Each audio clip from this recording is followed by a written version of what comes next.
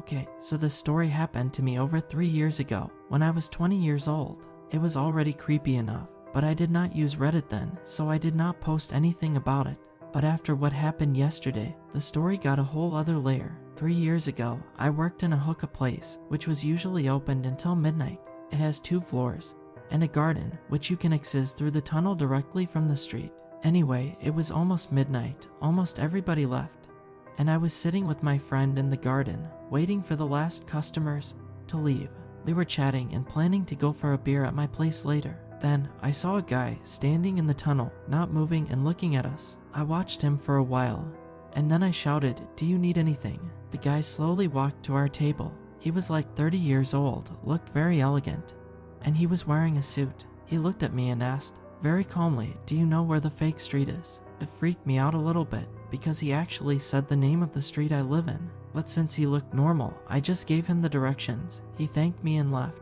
Me and my friend agreed that he seemed to be sober, but creepy. We instantly forgot about him, and continued our conversation. But then, 10 minutes later, he was in the tunnel again, looking at us. I shouted, "Did you find it?" Then he walked to us and again, very calmly asked, "Do you know where the fake street is?" I was freaked out. There was something chilling about the way he talked, plus the street was very close. It was not possible for him not to find it. So I told him, "Yes, we already told you where it is." He smiled. "Oh, did I talk with you yesterday?" he said. I looked at my friend, and then I answered, "No, it was like 10 minutes ago." The stranger did not seem surprised by that. He just asked again, "So, do you know where the fake street is?" I was freaked out, but I gave him the directions again, and I repeat, it was super close, literally the next street, and he walked away. We started to joke and speculate about it with my friend, but our joke suddenly stopped when I saw him in the tunnel again. 10 to 20 minutes later, my friend got angry,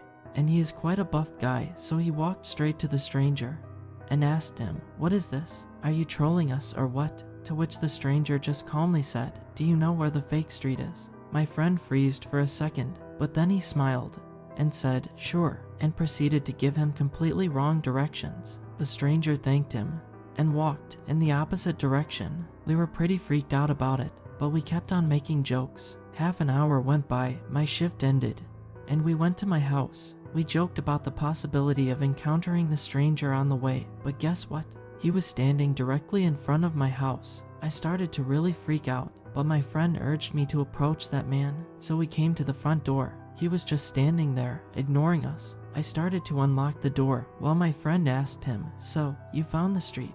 Have you also found what you were looking for?" Stranger looked at him and said, "Not yet. I am waiting for something." Then he proceeded to look at the front door and do nothing. So, obviously, I convinced my friend to stay with me that night, and nothing happened, and I did not see the stranger again. Well, that was the story until yesterday. I do not work at that hookah place anymore, but I still live at the same house. Even though I talk about this story quite often with my friends when we are sharing creepy stories, I haven't been really thinking about it for a long time. So imagine my shock when I was walking home around midnight yesterday, and I saw 2 police cars just a few houses from mine. I went there, saw one of my neighbors and asked what happened, to which they replied some creep was waiting in front of Novik's house and attacked their 18-year-old son. Thankfully, neighbors saw it and held the man down till the police arrived. I got chills, and sure as hell, when I looked inside of one of those police cars, it was the stranger from 3 years ago.